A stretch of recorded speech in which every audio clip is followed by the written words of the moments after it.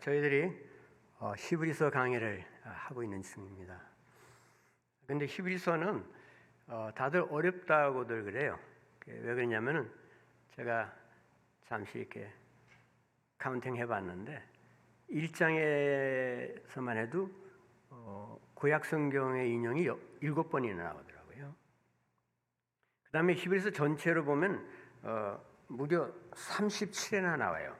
직접적인 인용만. 그러니까 구약에 익숙하지 않은 분들은 대부분 우리들이 구약에 이렇게 썩 친숙하지 않을 줄 압니다만은 굉장히 부담스럽죠.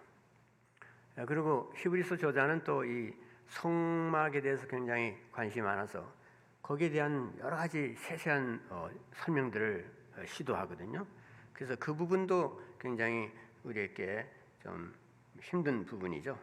그래서 히브리서를 잘 안 읽는지 모르겠어요. 로마서는 굉장히 많이 연구가 되고 로마서 주석만 해도 뭐 수백 수천 권인데 히브리서는 그렇게 많지 않습니다. 최근 들어와서 히브리서에 대한 관심이 학자들 사이에서 고조되면서 연구가 더 진행되고 있긴 하지만은 아직까지는 그렇게 왕성한 편은 아니에요. 아무튼 우리가 공부해야 할 중요한 책인 것은 사실입니다만은 이 히브리서 저자가 히브리서의 그 독자 교인들에게 멜기세덱에 대해서 얘기를 해요. 멜기세덱 제사장 알지 않느냐? 근데 이 사람들은 유대인들이기 때문에 그 독자들이 그런 것에 대해서 잘 알 것으로 우리가 생각할 수 있는데 그 실상은 그렇지가 않았어요. 그래서 그걸 어렵다 그러니까 그 저자가 말하기를 아니 복음을 듣고 교회를 다닌 지가 얼마나 오래되는데 아직 멜기세덱에 대해서 그렇게 어렵게 생각하느냐, 그렇게 힐치가죠. 멜기세덱에 관하여는 우리가 할 말이 많으나 그랬어요. 너희는 듣는 것이 두나무로 설명하기가 어려우니라. 굉장히 이렇게 프러스트레이트 돼서 하는 얘기죠. 때가 오래되었으므로 너희가 마땅히 선생이 되었을 터인데 누구에게서 이 복음의 기초에 대해서 배워야 할 입장이 되었으니까 당신들은 조시나 그냥 먹고 단단한 음식은 먹지 못할 그런 처지가 되었도다라고 일종의 한탄을 합니다.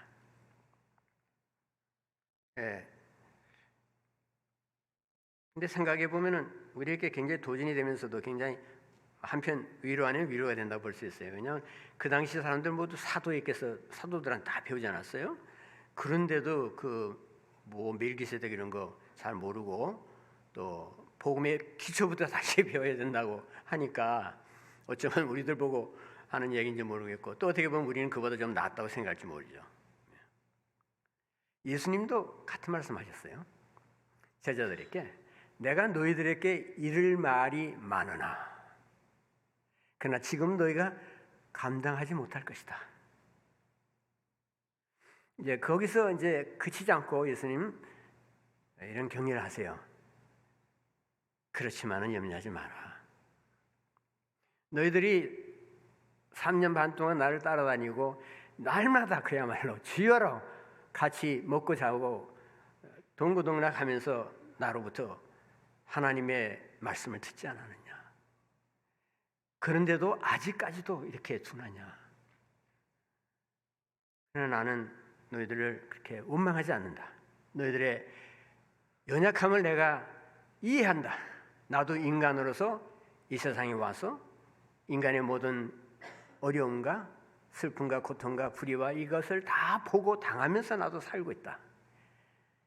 너희들에게 그릇된 가르침을 주고 바리새인들과 율법사들과 유대계 전통적인 교사들이 엉뚱한 것을 가르쳐주고 하나님을 가렸기 때문에 너희들이 사실상 잘 깨닫지 못하는 것 그런 이유도 있다. 내가 이해한다. 그렇지만 거기서 그쳐서는 안 된다. 왜냐하면 앞으로 성령이 오실 테니까. 성령이 오시면 진리의 성령이 오시면 그가 너희를 모든 진리 가운데로 인도하실 것이다.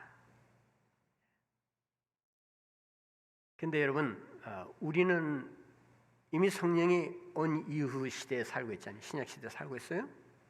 또 성경이 완성된 이후에 살고 있습니다. 이 제자들만 해도 성경이 완성되지 않았을 때잖아요. 구약 성경만 있었죠. 근데 우리는 신약 성경이 있어서 복음이 무엇이라는 것을 가장 구체적으로 확실하게 더 정확하게 알 수 있고 또 안다고도 할 수 있어요. 그렇기 때문에 우리는 훨씬 더 복을 받은 사람들입니다.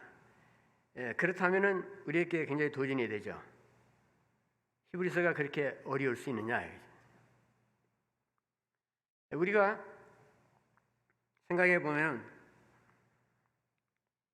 사도들이 그렇게 예수님으로부터 직접 배우고 다 했는데도 그렇게 아둔했다고 한다면은 우리들이 더 말할 거 없어요. 그러나 그것이 익스큐즈가 안 된다. 지금은 성령이 오셨으니까. 성령께서 오시면 오셨어요. 너희를 모든 진리 속으로 인도할 것이다. 내가 너에게 한 말을 기억나게 할 것이다. 그 기억나게 한다는 것은 그 의미를 깨닫게 될 것이다. 내가 왜 십자가로 갔으며 사도 바울 막 말리지 않았어요. 바울이 아니지 베드로 그 십자가 가시면 안 된다고. 주님 뭐라고 하지? 사탄아 내 뒤로 물러서라고. 물론 베드로 자신이 사탄이라는 말은 아니죠. 사탄의 영향을 바꿔서 세속의 영향을 바꿔서 이욕적인 그런 정권이나 자리나 명예나 여기에 붙잡혀서 예수님이 십자가로 가서는 안 된다고 생각한 거죠. 예수님 돌아가시면 안 돼요. 예수님 살아계셔야 됩니다. 자기들의 방식대로 살아야만 자기들도 산다고 생각했어요. 그러나 예수님이 돌아가시지 않으면 자기들이 살지 못한다는 그 역설의 진리를 깨닫지 못했던 것입니다. 그러나 성령이 오셨을 때 그것을 다 깨달았어요. 그래서 베드로 같은 사람 나가서 말씀 전했을 때 수천 명이 주께로 돌아오지 않았습니까? 우리는 이제 그 이후 시대에 살기 때문에 성경을 훨씬 더 잘 알아야 됩니다. 그래서 이 히브리서 저자가 말하기를 내가 이건 너희들이 아둔해서 도대체 설명하기가 심히 어렵다. 굉장히 답답하다. 그렇게 자유롭게 말할 수 없다고 하면서도 사실은 굉장히 긴 서신을 썼어요. 그런데 끝에 가서 이렇게 말하거든요. 형제들아, 내가 너희를 권하노니 군민의 말을 용납하라. 내가 간단히 썼느니라. 아니 이렇게 긴 서신을 보내놓고서 그 당시는 이 서신을 보내면 회중들이 거의 그 전체가 읽었어요. 예? 말씀을 읽었다니까 다 처음부터 끝까지 지루하다고 생각했겠죠. 뭐 알아듣지도 못하는 말씀을 하신다.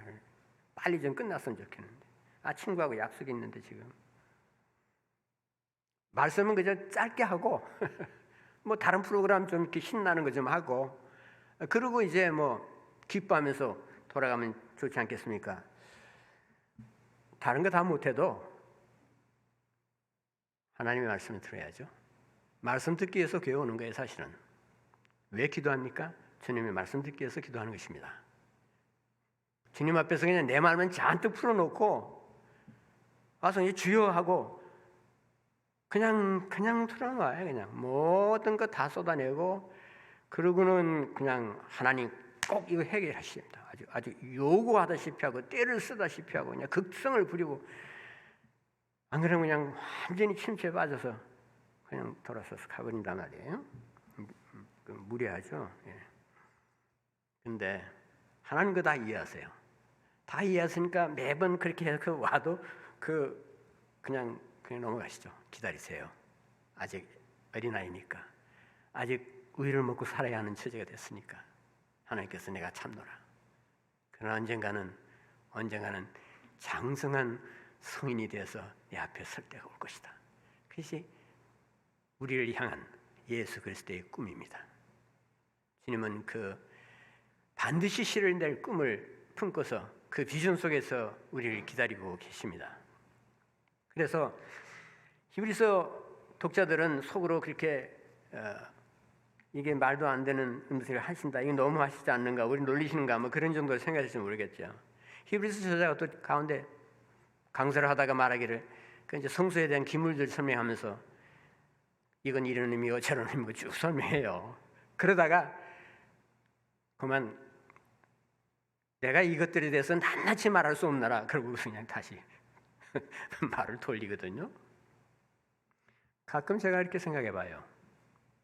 만일 이 히브리서 저자가 간단하게 쓰지 않고 낱낱이 다 썼다면 어떻게 됐을까?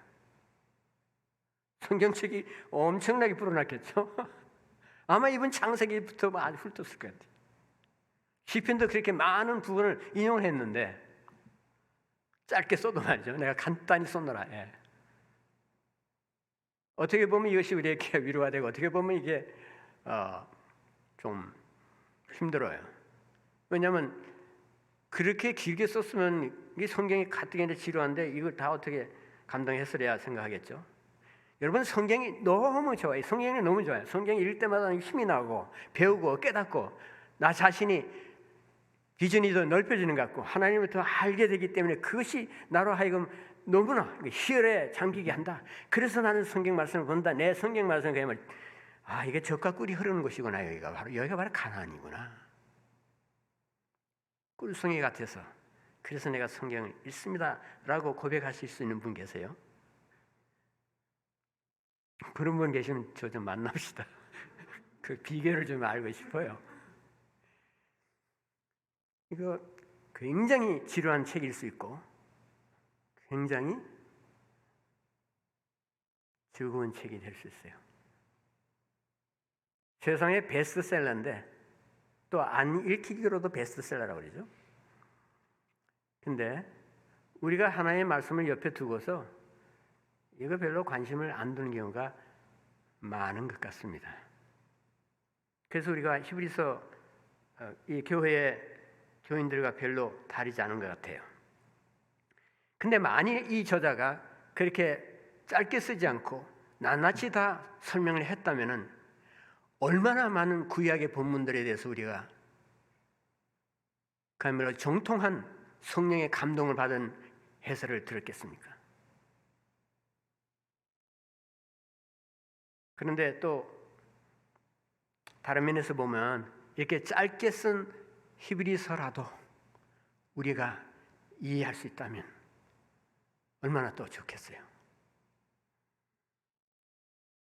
우리는 십자가 복음에 대한 심오한 통찰을 가졌던 이 저자가 깊은 깨달음으로 집필한 서신이 하나라도 있는 것을 감사해야 할 것입니다.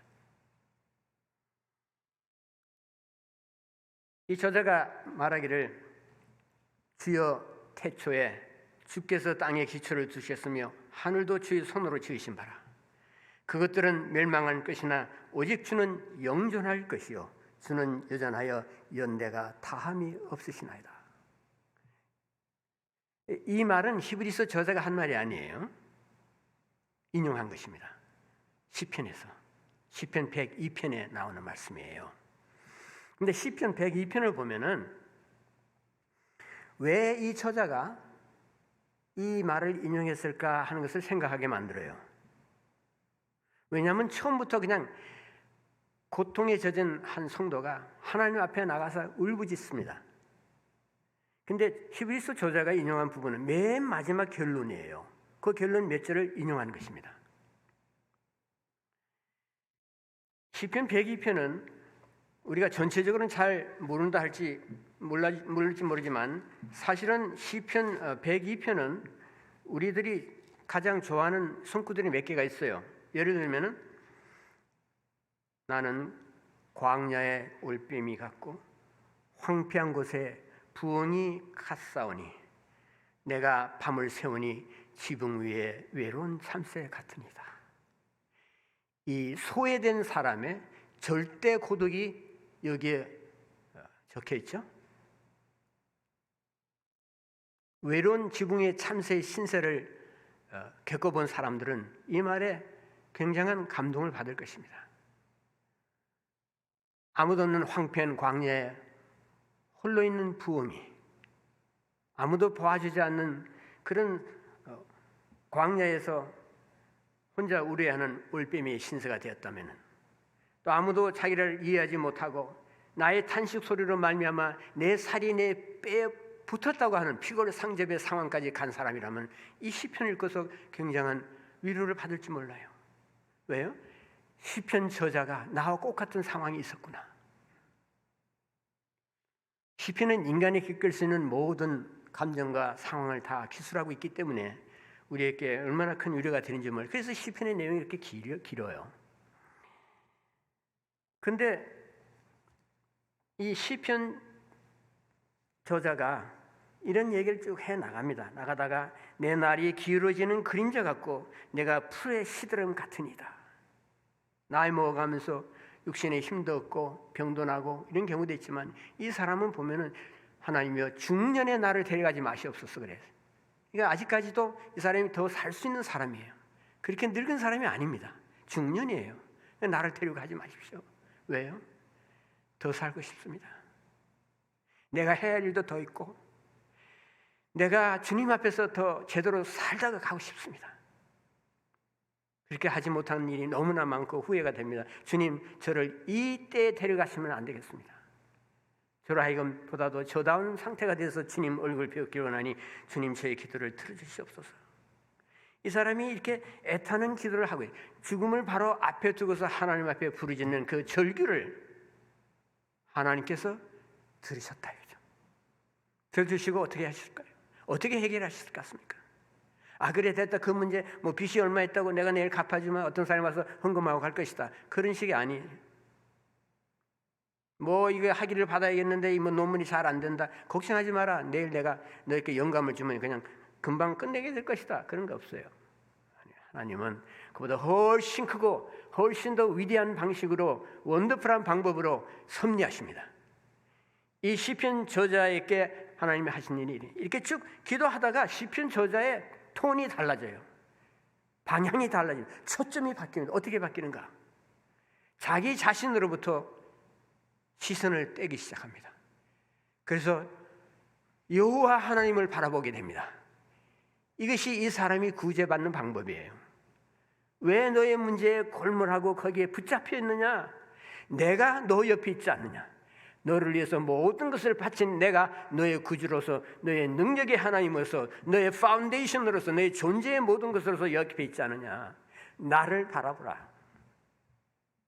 그래서 히브리서 저자가 다른 곳에서 말하기를 주 예수를 깊이 생각하라. 주님을 아는 것이 우리의 모든 문제 해결의 열쇠입니다. 근데 우리는 우리 문제를 가지고 주님 앞에 나가서 계속 그냥 아우성만 하고 괴로워하고 가슴치고 그러고 나서 뭐 얻는 게 있어요? 아무것도 없어요. 빈손으로 나옵니다. 그러니까 어떻게 됩니까? 이거 뭐 기도해야 소용없구나. 왜 하나님은 다른 사람은 잘 되게 하시는 것 같은데 나는 이렇게 안 되게 하신가?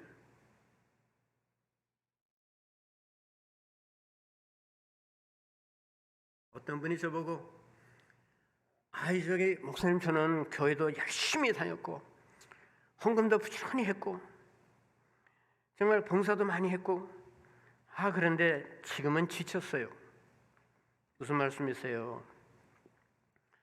비즈니스가 너무 안 돼요.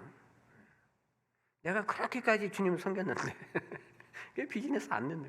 절망하네. 실망이 나고 이제 회의가 들어온다는 거예요. 정말 주님이 나를 사랑하시는가? 주님을 잘 섬기면 상 받는다고 했는데 주님이 내가 한 그 헌신을 보셨단 말인가? 안 보셨단 말인가? 이게 다 허구가 아닌가? 그런 회의에 빠지면은 낙심하게 되고 깊은 영적 침체에 빠지게 되죠. 사는 것 자체가 귀찮아질 수 있습니다. 근데 이 성도는 기도하다가 다 뿜어놓죠. 자신의 한을 다 뿜어놔요. 여기 이쪽 읽어보면은 기가 막혀요. 그거 다 뿜어놔요. 근데 시편 저자가, 히브리서 저자가 왜 이 102편의 시편을 뽑았겠느냐? 자신의 서신을 받는, 자기의 설교를 듣고 있는 히브리서 수신자들이 바로 그런 상황이 있었기 때문이에요. 그들이 박해를 받았어요. 유대교에서 나왔다고 해서 유대교로부터 엄청난 박해를 받아서 재산도 뺏기고 완전히 왕따 당하고 비즈니스 하는데 그 사람 물건 안 팔아주고 상대하지 않고 이 이단들이라고 그러고 소수파의 고통과 소수파의 서러움이 여기다 젖어 있는 거예요. 그래서 히브리 교인들에게 봐라, 여기 시편 저자가 102편에서 말하지 않았느냐? 바로 당신들이 처지가 아니냐. 당신들만 올빼미고 당신들만 부엉이 같은 신세가 아니다. 당신들만 지붕 위에서 홀로 떨고 있는 외로운 참새가 아니다. 그런 외로운 사람들, 고통에 젖은 하층민들을 하나님이 어떻게 대하시는지 들으라 이거. 어떻게 응답하셨는가? 그것이 이 120편 맨 뒤에 나오는 몇 절 안 되는 거기에 이제 응축되어 있는 것이에요. 그게 뭐냐 그러면은 주께서 옛적에 땅에 기초를 놓으셨다. 창조주라는 사실을 깨닫게 되는 것이죠. 다시 하늘도 주의 손으로 지으신 반이다. 저 하늘 창공까지도, 이 넓은 무한대의 창공까지도 하나님이 지으신 것이다. 창공에 수놓듯이 별들을 뿌려놓으신 그 하나님, 그 모든 걸작품을 만들어내신 이 우주의 창조주가 바로 나의 하나님이다. 천지는 없어지려느냐. 이 천지가 도저히 없어질 것 같지 않지만 가령 없어진다고 치자. 그럴지라도 여호와 하나님은 여전히 상존하시고 영구히 계신 분이다. 주는 영존하시겠고 그것들은 다 옷같이 날거리니 의복같이 바꾸시면 바뀌려니와 주는 한길 같으시다. 주의 연대는 무궁하니다. 주의 종들의 자손은 항상 안전히 거주하고 그의 후손은 주 앞에 굳게 서리다. 이것을 깨달은 것이죠. 이것이 이 괴로움에 젖어서 탄식하고 눈물 흘리고 피골이 상접했습니다. 저를 돌봐주세요. 당장 죽을 것 같습니다. 제발 중년에 나를 데려가지 마시옵소서. 애원한다면, 탄원한다면. 그런 그에게 하나님께서 보라, 내가 여기 있지 않느냐. 내가 누구냐? 내가 누군지를 알라? 너는 내 앞에 잠잠하고 내가 하나님 되심을 알지어다. 그 경지로 이 시편 저자를 주께서 인도하셨어요. 그리고 그 속에 놓고 보니까 이 사람 그 자기 문제 벌써 달아났어. 그거 생각지도 않아. 아직 기억도 안 나요. 오직 예수만 보이니라. 오직 주 여호와만 보인다. 그래서 여기 나오는 여호와를 시편 이 히브리서 저자가 예수 그리스도와 일치시킵니다. 바로 예수님이 바로 이런 분이라. 그래서 히브리서 1장 앞에서 말하지 않았습니까? 예수가 누구냐? 이 모든 날 마지막에 아들을 통하여 우리에게 말씀하셨으니 이 아들을 만유의 상속자로 세우시고 또 그로 말미암아 모든 세계를 지으시니라. 이 창조주가 바로 시편 102편에 나오는 그 창조주 여호와다 이거예요.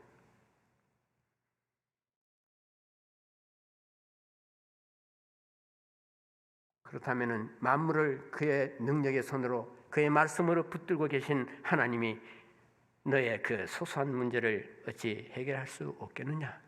내가 너의 문제보다 1000배나 10,000배나 크다는 것을, 무한대로 크신 분이라는 것을 알라. 그것을 믿어라. 그는 나를 신뢰하라. 그것이 중요한 것이죠. 우리는 하나님께 많은 말을 합니다. 그렇지만 하나님의 세미한 음성 한마디에도 별로 귀를 기울이지 않아요.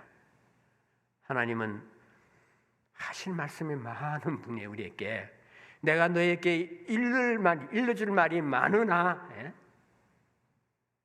내가 너에게 가르쳐야 할 말이 많지만은 그러나 우리가 그런 말씀을 감당할 수 없는 그런 처지에 있다면 회개해. 그런 거 놓고서 회개하는 거예요. 뭐 소소한 도덕쟁제 이런 거 저런 거, 그거보다 더 큰 죄는 하나님의 말씀을 듣지 않는 것입니다. 하나님은 우리에게 하실 말씀이 많은 분이에요. 내가 너희를 구원했으니까 됐지 않느냐? 이제 넌 죽어도 천국 온다. 세상에 어려움이 있지만 나 죽으면 천국이야. 응? 그렇게 말씀하시고 끝내시지 않았죠. 과연 주 예수를 믿으면 천국에 갈 것입니다. 그러나 주님께서는 그런 식으로 우리를 인도하시거나 기르시지 않습니다. 주의 백성은 하나님의 꼴을 먹는 백성이에요. 선한 목자께서 푸른 초장으로 인도하시고 쉴만한 물가로 인도하시면서 많은 이야기를 하기를 원하십니다. 이 우주의 신비를 노래하기를 원하시고 하나님의 거대한 구속의 파라나에 있는 그 각본들이 어떤 것이라는 것을 설명하기를 원하세요. 왜냐하면 우리가 짐승이 아니기 때문에, 동물이 아니기 때문에, 하나님의 이미지로 하나님의 형상을 따라서 지음을 받았기 때문에, 그래서 우리는 그런 것을 이해할 수 있는 존재라 이거죠. 그렇게 만드셨다 이거예요. 타락을 해서 그렇게 되지 못했을 뿐이에요. 그러나 이제는 구속받지 않은 새 사람이 되지 않은 내가 너를 새롭게 창조하노라. 그러므로 새로워지라는 거죠. 새로워지기 위해서는 내용이 있어야 하지 않겠습니까? 그 내용을 내가 다 이야기할 테니 들으라. 그 내 말을 들으면 너의 인생이 부풀어질 것이요, 너의 삶이 달라질 것이요, 세상을 보는 눈이 변화될 것이다. 그래야 이런저런 소소한 일로 인해서 전전긍긍하지 않을 것이다. 담대하게 살 수 있으니 내 말을 들으라. 나를 따라오라. 그래서 이 시편 저자가 이 본문을 가지고 히브리서 교인들을 위로했듯이 우리들도 위로하기를 원하시는 겁니다. 하나님께 나아가면은 내 심정에 있는 내 마음에 있는 모든 것을 토하고, 나의 모든 연약한 것, 나의 모든 더러운 것, 나의 모든 부족한 것들 주님 앞에 다 토해내도 주님께서 더럽다고 나를 떠나시지 않습니다. 시편 읽어보면은 그냥 뭐 하나님께 대고 아니면 막 삿대질을 하다시피 그래요. 그런 시편들도 있어요. 그게 성경에 적혀 있다니까요. 그거 빼지 않았습니다. 왜요? 하나님이 우리를 이해하신다. 선지자들, 유명한 선지자들 가운데서 얼마나 하나님께 그냥 무리한 짓을 한 사람이 있습니까? 심지어 모세까지도. 하나님, 나 도저히 이 백성도 상대 못하겠습니다. 내가 안 되겠습니다. 저 그만두겠어요. 차라리 저를 죽여주세요. 죽여달라고 한 사람 많이, 우리나라 사람들 꼴피하면 죽겠다고 그러는데, 엘리야 선지자 로뎀나무 아래에서 나 이제 할 만큼 했으니까 하나님 저 죽여주세요. 요나 선지자 박농쿨로 인해서 그늘이 돼서 시원하니까 아주 좋아서 그냥 헤헤거리다가 하나님의 본리를 통해서 박농쿨 그냥 다 없어지게 해버려요. 뜨거운 태양이 자결한다. 그렇게 뜨거운 거면 아마 그분이 대머리였는지 모르겠어요. 내가 지금 머리가 혼곤하여 죽게 됐다는. 제가 일사병에 한번 걸렸다는데 정말 이 뇌가 녹는 것 같았어요. 얼마나 뻐개지는 것 같아요, 머리가. 그러니까 막 하나님 보고 이만하면 됐으니까 죽여달라고 막 소리. 그러니까 하나님 어떻게 그런 말 할 수 있냐 하니까 내가 죽여달라고 하나님께 이렇게 요구하고 말해도 이것이 합당하나이다. 굉장하죠? 굉장해요. 여러분, 우리 유교 배경을 가지고 있는 우리나라는 그 어른학기도 그렇게 못하는데 하나님, 하물며 하나님께 그렇게 할 수 있겠습니까? 할 수 없죠. 근데 하나님께서는 그런 것을 어떤 면에서 좋아하세요. 하나님이 정말 싫고, 하나님이 정말 내가 정말 섬기고 싶지 않고, 그러면 그런 말 안 해요. 벌써 떠났어요. 그러나 혼곤한 가운데서도, 내가 곧 죽을 것 같은 그런 막 악이 솟고 막 그런 가운데서도 하나님하고 얘기하더라고요. 하나님께 내가 삿대질해요. 하나님은 그래도 내가 나를 상대하는구나. 그런 솔직함, 어떤 면에서 그런 담대함, 그런 분노, 하나님이 다 소화시킬 수 있어요. 그리고 가까이 오셔서 내가 이 박농쿨 이거 하나 때문에도 이렇게 화를 내고 그래서 안타까워하고 아쉬워했다면은 니네 여성에 지금 앞뒤를 가리지 못하는 어린아이들부터 시작해서 가축까지 있다. 수십만이다. 그들이 하루아침에 멸망하는 것을 네가 원치 않겠는 원하냐. 그래서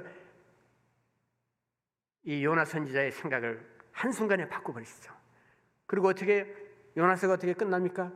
요나 선지자의 침묵으로 끝납니다. 바로 그거예요. 우리가 하나님 앞에 나가면 우리의 말을 쏟아낼지라도 결국은 침묵으로 일어서야 합니다. 하나님을 송영하면서 송축하면서. 이 시편 저자가 끝에 가서 하나님은 영존하시는 분이요, 하나님은 우리를 보호하시는 분이시오. 하나님은 모든 사정을 다 아시고 이 모든 것을 다 정리하시는 왕중의 왕이십니다라는 식으로 고백한 것이 자기 신앙 고백이죠. 기도하고 이랬을 때 신앙 고백이 있어야 된다. 근데 기도하면서 하나님부터 듣는 얘기가 아무것도 없다면 뭐 신앙 고백할 게 있어요? 듣는 말이 있어야 그것을 바탕으로 해서 내가 하나님 과연 이런 분입니다 하고서 자기가 회개합니다 하고 이랬어야지 않겠어요? 그런 자녀가 되기를 하나님이 기다리세요. 근데 하나님께서 그렇다면 과연 이 세상을 궁극적으로 어떻게 하실 것인가? 어떻게 하실 것인가? 세상에 살면서 여러 가지 불의가 있고 그냥 눈만 뜨고 나오면 이 세상은 뭐냐? 이 썩고 부패한 세상, 이 썩은 옷을 입고 있는 세상이잖아요. 다 썩어가고 있는 거예요. 내부적으로.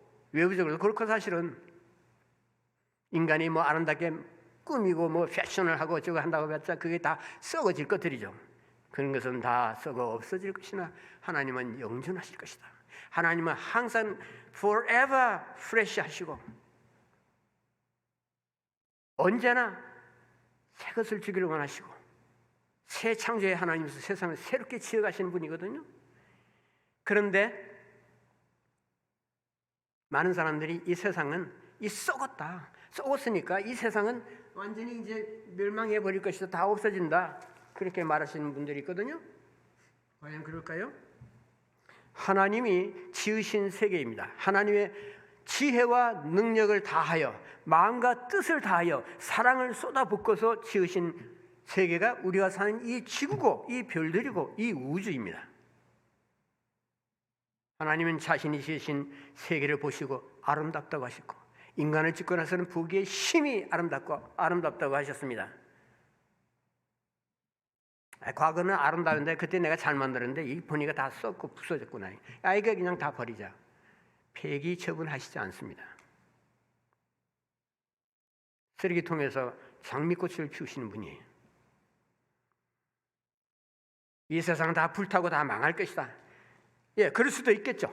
뭐 핵전쟁이 일어난다든지 자연재해이 일어난다든지 그래서 뭐 식량난이 생기고 황폐한 지구가 될 수 있을 것입니다. 그럴지라도 세상이 완전히 없어지는 것은 아닙니다. 썩고 병든 죽음의 선고를 받은 인간이 하나님의 영으로 거듭나서 새 사람이 되듯이 이 지구도 이 세상도 파괴되지 않고 사라지지 아니하고 새롭게 경신될 것입니다. 그래서 이 저자도 말하기를 새로워질 것이다. 새로워질 것이다. 망하지 않는다. 그렇게 고백하고 있어요. 자, 지구 해체설을 말하는 사람들이 근거 본문으로 제시하는 것이 뭐냐면 베드로 후서에 나오는 말씀이에요. 그 베드로 후서 보면은 주의 날이 도둑같이 오리니 그 날에는 하늘이 큰 소리로 떠나가고 물질이 뜨거운 불에 풀어지고 땅과 그 중에 있는 모든 일들이 드러나리로다 했어요. 근데 전에는 그 모든 것이 타질 것이다 그러니까 이거 핵전쟁을 얘기하는 것이구나 그렇게 생각들 했어요. 이 개역 개정에서도 지금 그 끝부분을 갖다가 모든 일이 드러나리로다라고 이게 번역해 그것이 바른 번역이에요. 훨씬 더 오래된 더 나은 사본을 사용했기 때문에 그렇습니다. 풀어진다, 다 드러난다 한다는 것은 이 세상의 모든 것이 실체가 드러난다 거예요. 그 실체는 뭐예요? 땅 속의 실체 봐야 그것뿐 우리도 아는 거 아니에요? 아니, 우리 인간들의 실체가 드러난다는 거예요. 이 세상에서 행한 모든 인간들의 선과 악이 드러날 것이에요. 그들의 마음 가운데 하나님에 대해서 어떻게 생각했는지 또 하나님에 대해서 무슨 일을 행했는지 그것이 다 드러날 것이라 그죠. 마지막 심판날에 있을 노출을 얘기하고 있는 것입니다. 그래서 여기서 말하는 것은 물질적인 어떤 심판이 아니라 회망이 아니라 도덕적인 측면이 드러난다 그거죠. 그게 다 드러날 것이다. 예수님 재림하실 때 세상이 없어지는 것이 아니라 세상에 있는 굳고 좋은 모든 것들이 다 드러나고 하나님 앞에 벌거벗은 것처럼 다 나타날 것이라 그거죠. 그래서 의인은 상을 받고 악인은 심판을 받는다는 것입니다. 그래서 하나님의 새 창조의 세계를 소망하며 살라는 거예요. 여러분 생각해 보세요. 이 세상이 썩었는데 누가 그걸 부인하겠습니까? 자동차가 하나 있다고 칩시다. 다 찌그러졌을 때 완전히 폐기 처분해야 돼요. 그렇지만 그것을 다시 고쳐서 처음 것보다도 오히려 더 낫게 만든다면은 어느 쪽이 더 좋습니까? 하나님은 이 다 썩은 인간들을, 다 오염되고 부패된 이 세상을 핵전쟁이 100번이 일어난다 할지라도 이 지구를 붙들시고 새롭게 하시고 오히려 처음에 낙원보다 더 나은 것으로 만드실 것입니다. 그래서 하나님은 새 창조의 하나님이십니다. 물질계는 여전히 노아의 홍수 때처럼 계속 존재하면서 경신과 회복의 때를 기다립니다. 여러분, 노아 홍수가 났을 때 어떻게 됐어요? 누가 멸망했습니까? 사람들이 멸망했죠. 땅은 그대로 있었어요. 땅은 다 회복됐습니다. 마찬가지로 바울도 피조물이 다 없어진다고 말하지 않고 종노릇해서 어떻게 된다고? 해방된다고. 존재의 소멸이 아니고 같은 존재가 부패와 종노릇에서 경신을 통해서 회복되는 것으로 보았습니다. 그래서 그 바라는 것은 피조물도 썩어짐의 종노릇한 데서 해방되어 하나님의 자녀들의 영광의 자유에 이르는 것이니라. 이것이 하나님의 일테면 계획이거든요. 그러니까 우리가 이 세상을 볼 때 어떻게 봐야 되겠어요? 이게 썩고 무너지고 다 없어질 거니까 그게 아니라 풀 한 포기에도 애정을 담고 이것이 회복될 것을 생각하고 주 예수의 작품으로서 이것이 변화될 그 찬란한 날을 생각하고 돌봐야죠. 진정한 의미에서 크리스천들이 참된 환경론자입니다. 이 세상을 우리가 긍정적으로 살아야 돼요. 이 염세주의 자체는 살아서는 안 됩니다. 이 같은 하나님의 원대한 계획이 있기 때문에 우리는 이 항목에 나오는 파괴적인 불을 하나님의 도덕적인 심판의 불로 이해해야 합니다. 이런 의미에서 이것은 홍수 때 하나님의 심판의 그 파괴적인 물과 정확하게 평행되는 것이에요. 홍수 때 멸망된 것이 그것이 무엇이냐고요? 이 지구가 멸망되지 않았어요. 지구가 아니고 이 땅에서 살았던 악인들이 다 죽었죠. 땅 위에 모든 제약된 것들이 다 드러나게 될 것입니다. 심판을 받기 위해서 모든 인간의 행위가 밝혀질 것입니다. 여러분, 말씀을 이제 마무리해야겠는데, 우리가 이 믿는 하나님은 경신의 하나님이에요. 회복의 하나님이십니다. 없는 것을 있게 하신 하나님께서 있는 것이 부서졌다고 해서 그것을 다시 새롭게 못 하시겠습니까?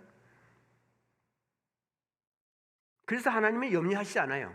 세상이 아무리 뒤죽박죽이 돼도 아이고 하나님 뭐하고 계신가? 하나님 진짜 계신다면 이 세상에 이런 많은 고난이 있을 수 있겠니? 무신론자들의 가장 내거는 그 이슈가 그거죠. 진짜 신이 존재한다면 이 세상에 이 많은 악이 있을 수 있느냐 이게요. 전쟁이 있고 기아가 있고 불의가 있고 말할 수 없는 잔혹함이 있고 어떻게 그것을 심판하지 않느냐? 사실은 심판을 하신다면 하나님 믿지 않는 무신론자 그 사람부터 심판하시겠죠. 그걸 몰라요. 그런데 그래서 복음을 전해야 된다. 바르게 전해야 된다. 우리가 구원을 받을 때 힘들게 받지 않습니다. 간단한 믿음으로 받아요. 예수가 누구라는 것을 믿으면 십자가를 지고 하신 나의 구주라는 것을 나를 위해서 하나님 보내신 독생자 예수라는 것을 믿으면은 내가 구원받아요. 즉시 구원받아요. 그렇지만은 구원은 하나님의 광대하고 심하고 심대한 내용을 담고 있습니다. 그 내용을 하나님께서 우리에게 알리기를 원하시는 거예요. 구원 플러스 무한대의 뉴스가 있어요.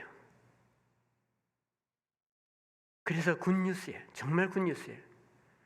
왜냐하면 하나님은 그의 자녀들에게 할 말이 많으신 분이기 때문에 그 할 말을 다 못하시기 때문에 하나님께 한이 맺혀 있는 것입니다. 하나님의 가슴에서 한을 풀어드려야 하지 않겠어요? 우리가? 하나님이 알려주시고 싶은 아버지로서의 말, 구원자로서의 말씀이 있습니다. 그것들을 들어야 하겠어요. 하나님을 더 깊이 이해하게 됩니다. 말씀을 들으면 내가 나다워집니다. 나라는 존재가 커집니다. 내가 과거와 다른 훨씬 더 나은 인간으로 변화합니다. 하나님은 낙원에서 끊어졌던 하나님의 스토리를 예수 그리스도를 통해서 다시 연결시켰습니다. 그리고 이제는 성령을 통해서 그 하나님의 스토리를 펼쳐 보이시고 설명해 보이시고 함께 기뻐하기를 원하십니다. 우리에게 그 하나님의 스토리가 우리의 심령에 가득 차서 하나님을 찬양하지 않을 수 없는 경지에 이르게 되기를 원합니다. 주께서 우리에게 말씀하기를 원하십니다. 우리에게 할 말이 많다고 했습니다. 너에게 이를 말이 많다고 했습니다. 이제는 성령에 의해서 그 말씀을 우리가 이해할 수 있기 때문에, 그래서 그 말씀을 더 듣도록 힘써야 하겠습니다. 하나님의 영광이 우리의 마음에 비추기 시작할 것입니다. 하나님의 그 뜻이 드러나게 될 것이고, 하나님의 계획이 얼마나 원더풀한 것인가, 이 우주에 대한 하나님의 그 계획이 얼마나 놀라운 것인가 하는 것을 우리가 깨달으면 우리가 참으로 하나님의 형상대로 지어져 가게 될 것입니다. 그래야 하나님 아버지께 무한한 영광을 드리고, 무궁하신 하나님, 영원하신 하나님, 창조주이신 하나님, 십자가에서 모든 것을 바치신 구속의 하나님, 그 하나님 앞에 무릎을 꿇고 침묵하게 될 것입니다. 이 같은 은혜가 여러분에게 임하기를 기원합니다.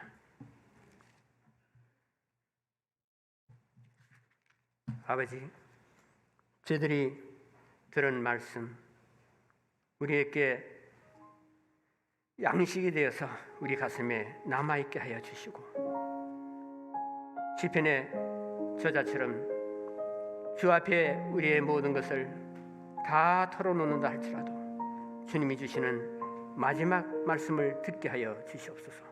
그래야 그것이 우리의 고백이 되게 하여 주시옵소서. 예수님의 이름으로